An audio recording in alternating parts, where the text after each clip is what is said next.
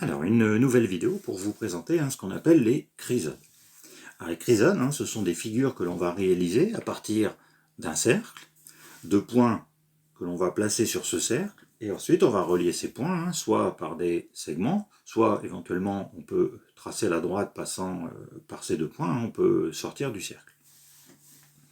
Donc ici, je commence déjà par deux exemples, donc un cercle avec ici 23 sommets différents, et là, un cercle avec 37 sommets. Alors on voit apparaître un facteur, on expliquera après à quoi il correspond ce facteur. On peut ensuite complexifier, c'est-à-dire qu'on peut augmenter par exemple le nombre de sommets. Donc ici, j'ai une crisode avec 67 sommets. Et puis on peut encore complexifier en ajoutant et en passant à 157 sommets. Alors attention, on voit bien que il n'y a pas de, c'est pas une construction au hasard, on ne relie pas les points comme ça au hasard. On voit bien qu'il y a une structure dans cette figure, puisque ici on voit bien, on retrouve à peu près, on retrouve les mêmes schémas. Alors, on y va pour l'explication. Donc moi, je suis parti avec un cercle que sur lequel j'ai placé 13 sommets. Donc des sommets, moi j'en ai 13. Et, on l'avait vu tout à l'heure, il y a un facteur qui apparaît. Moi, le facteur que j'ai pris, c'est 5. Donc ici, j'ai pris tous mes sommets. Bon, j'ai pas pris 0, on va voir pourquoi il n'y a pas d'intérêt à prendre le 0. Donc, j'ai pris mes sommets, donc 1 jusqu'à 12.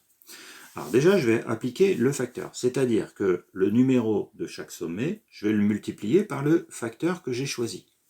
Donc, ici, ça veut dire que je vais multiplier et je vais obtenir la table des 5, puisque j'ai choisi la 5.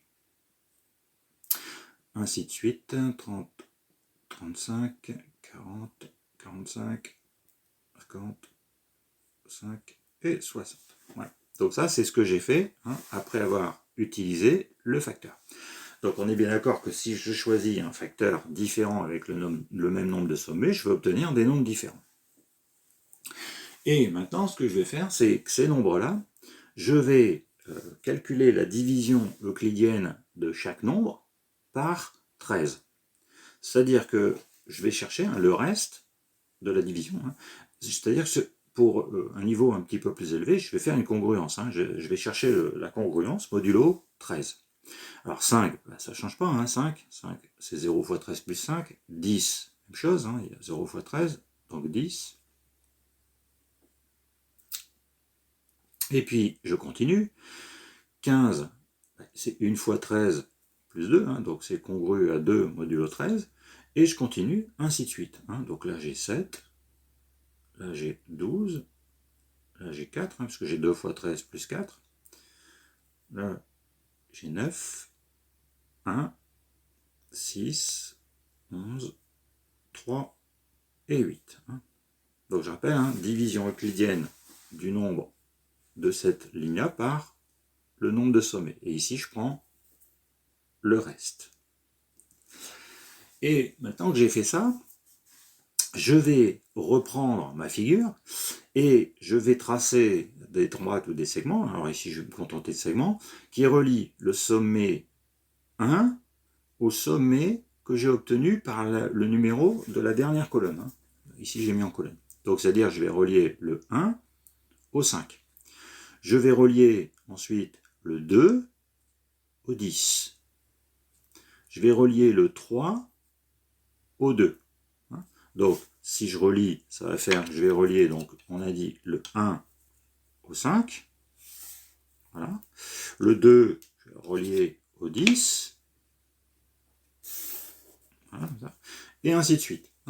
Donc, je vais obtenir le schéma suivant, une figure suivante, où j'ai fait tous les liens, tous les segments entre le sommet initial et le sommet on va appeler final.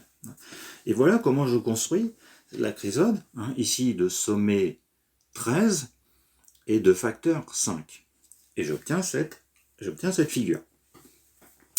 Maintenant, si je change de facteur, si je change, je passe pas, je prends un facteur 9 en gardant le même sommet, et ben, je ne vais pas obtenir la même figure puisque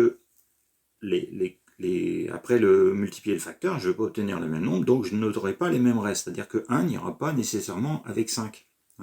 Donc, j'ai fait, j'ai pris un chrysode avec 13 sommets et un facteur 9, donc toujours 13 et un facteur 9, et on voit bien que j'ai une figure qui est différente de la première. Une figure est différente de la première. Par contre, sur les chrysodes, on a toujours, ici, on a toujours cet axe de symétrie qui passe par 0, là, le point 0. Alors tout à l'heure, je ne l'ai pas pris, le point 0, puisque si je prends un point 0, si je fais le facteur, de toute façon, ça fera 0, et la division me donnera un reste de 0. Donc 0 va rester avec 0. Donc ici, le nombre de sommets, on choisit le nombre que l'on veut, on détermine le nombre que l'on veut, et ensuite on prend un facteur qui sera, c'est pas la peine d'aller prendre des facteurs au-delà du nombre de sommets, puisque de toute façon on va revenir à la même chose, on va retrouver des figures similaires. Donc voilà comment on construit ces chrysodes, et puis ensuite, si on veut la même chrysode avec le coloriage, bon voilà, ça donne cet aspect-là. Donc voilà un petit peu comment on fait les chrysodes. Et donc du coup, sur celle que j'ai pris tout à l'heure, plus compliquée, c'est-à-dire ici j'avais 23 sommets, j'ai pris un facteur 7, donc j'ai obtenu cette figure. Donc les calculs sont un petit peu plus longs, mais bon, avec un tableur ou éventuellement par un programme, on peut déterminer la liste des facteurs. Et ici, j'avais pris 67 sommets avec un facteur 3. Mais avec 67 sommets et un autre facteur, je vais obtenir une figure qui sera totalement différente. Voilà. Et j'en ai pas d'autres, et voilà. Et donc c'était celle-ci, celle qui paraissait impressionnante, avec 157 sommets, et cette fois-ci, le facteur c'est 12. Mais avec un autre facteur et 157 sommets, j'aurai une autre figure.